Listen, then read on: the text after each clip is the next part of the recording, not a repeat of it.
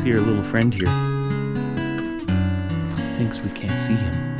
Can you see him? Hi, little lizard. Oh, he's gone. There he goes. Weeping lizards.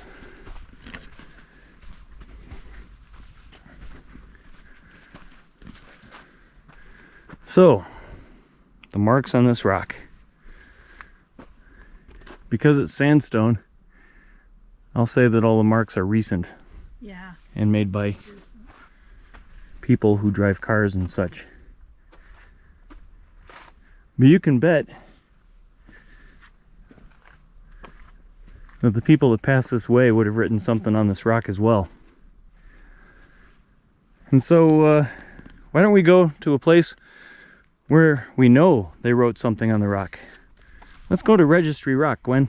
Registry Rock, okay. Take us there. Snap our fingers, ready? 1, 2, 3. Oh. Let's better do that again. The magic did not work.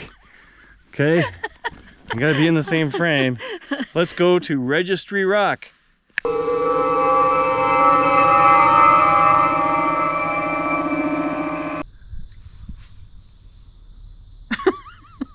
So how many of these markings that we're gonna see are by pioneers, and how many were made in the last 5 minutes?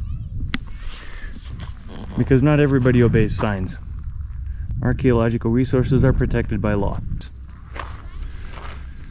Well, let's go see if we can find anything that even looks close to pioneer signatures. There's looks like Piper from 1971. That's before she was born. That Look is. at that. Oh, that truly is some old writing right there, isn't it? Not before I was born, though. I'm older than that.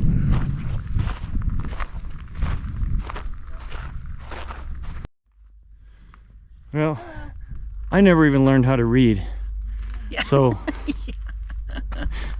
so Gwen's gonna read this for us. Yeah. She says, Marshall, you're so full of something. All right, Register Cliff. Register Cliff is one of the most prominent of the many places along the Oregon Trail where immigrants would carve their names into the soft rock. More than 700 names can still be seen on this cliff and on the other rock outcroppings nearby. But the rock has a history to tell beyond the words inscribed in it. It is, of course, a memorial to the immigrants who felt a need to leave their mark on the significant journey of their lives in which they left behind the world they were born into and traveled for months to a new one. But it is also a record of others. At one time, the names included dates as early as 1829 and one reportedly from 1797, both of which were judged authentic. If those dates were accurate, they represented the first white people to pass by here, mountain men involved in the fur trade. Yep, I lost my line. Many dates, too, were placed, well, where it progresses. No, I know. Many dates, too, were placed on the rocks after the decline of the Oregon Trail. Soldiers from Fort Laramie occasionally inscribed their names. Ranchers and cowboys also scratched their names into the rock in the years of Wyoming Territory and early statehood. Others since then have occasionally tried to join their historic predecessors by adding their name to the list. But there is more. To Native Americans, the marks on the cliff represent a different legacy, one of loss rather than achievement. They also used this rock for inscribing their own marks, and at one time some of the Indian pictographs and petroglyphs on the rocks were still visible. But like the land surrounding us that once the hunting grounds of several Indian nations, those images have been lost in the flood of the white names on the rocks. Of course, we even erased the Indian petroglyphs. Yep. Because Chris loves Terry is more important.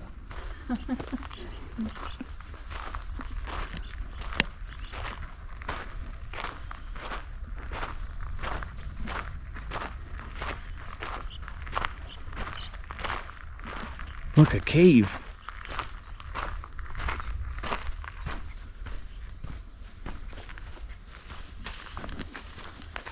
Bob Lamb from 1952. Your name's still up there, buddy. Are you around is the question.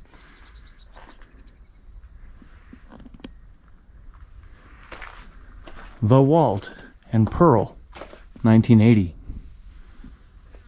Julie Miller, no relation. Train. Train. Squirrel. Hello. Does it echo? Sort of. No, it's just reverb at this point. So they've got this blocked off, but I see a lot of dates from 1985, 1986.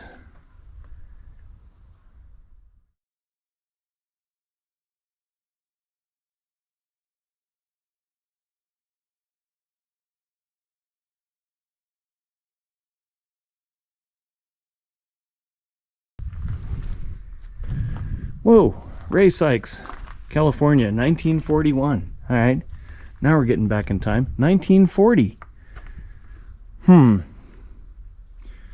This is the low-hanging fruit, though. Is it really 1940, or did somebody think, hey, let's put some old dates on there? At least they didn't go crazy and say Fred Flintstone was here.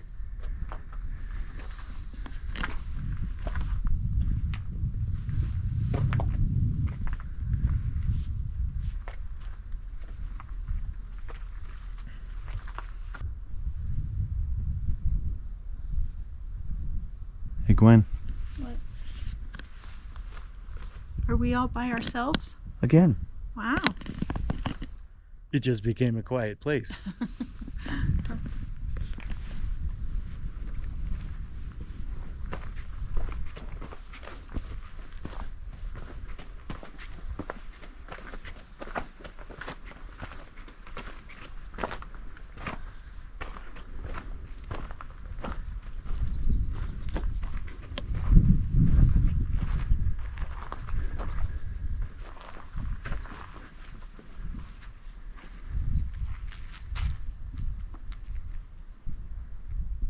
Ginny, Anine, Nikki, 1978.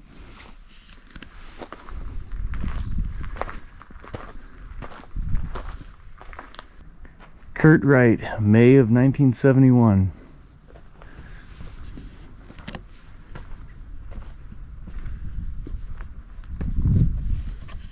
I just got an idea. We'll move here to Guernsey.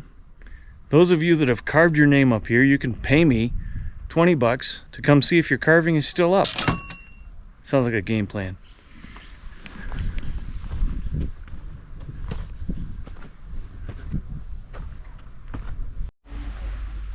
Wait, what's this? We found some old ones. 1872. Kurt. 1889. Downer. There's a couple. And here is an 18 something. 1880 something. It's been worn away. And that Miller is not me. I am not carving anything into this. And again, that is not mine. I was not here in 2021. I think we have another one. James, Ginny, Janine, Nikki, Mash, Angie, 1878.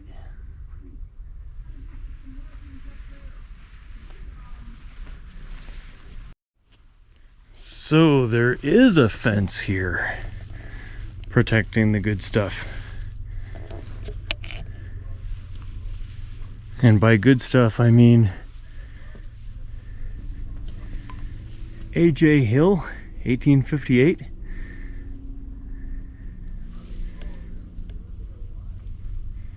J.C. Roberson, July 2nd, 1850, maybe? Can't read the last number.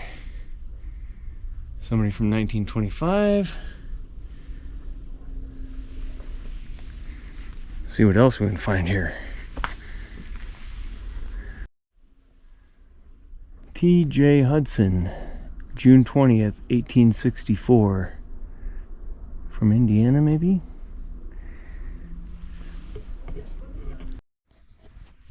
So these holes in the rock were bullet holes in gunfire, and that red piece of rock right there that so much fire has been concentrated on was most likely an Indian image, and the soldiers that would have came through decided to eradicate it.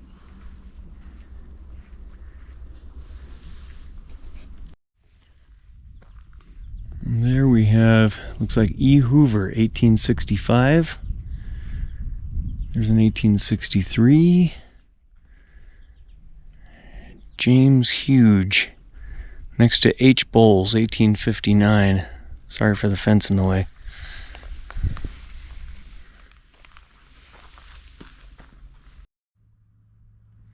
So up there we have a Morris Carter from 1993. Morris, I hope this little video clip gets you in trouble, buddy, because you clearly climbed the fence to do that part. Here we go. G.O. Willard. Boston, 1855.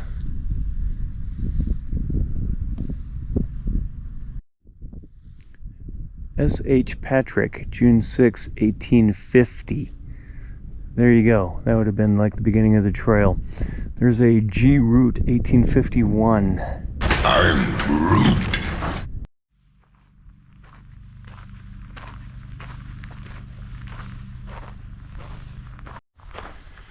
So what is this over here with the fancy fencing?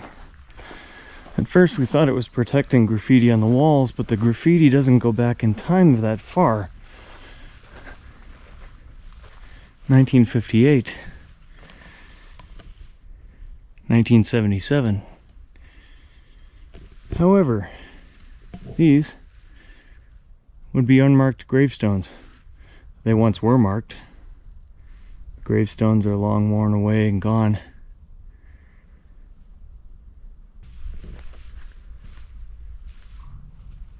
And why are the gravestones worn away and gone? Maybe you can tell me. Unless people beat the crap out of them. Or they were never officially gravestones. They were simply stones.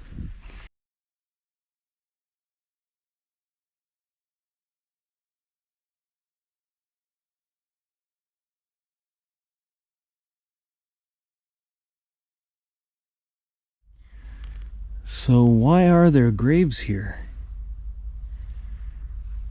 Did the pioneers die here?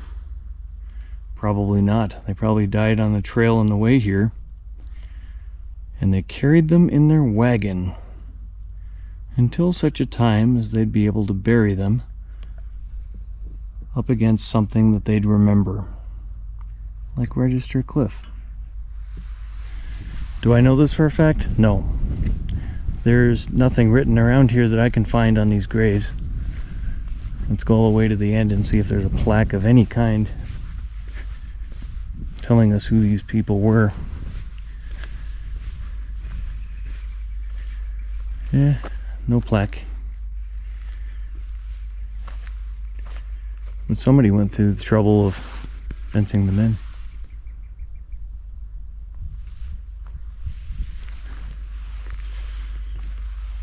Somebody else thought this might be a quiet place to put their loved ones with a view of the Register Cliffs. Well, Gwen, this is the end of the video, I think. Oh, I didn't know you were videotaping me. Yeah, let's we snap our fingers one more time, we fade to black, okay? Thanks for watching.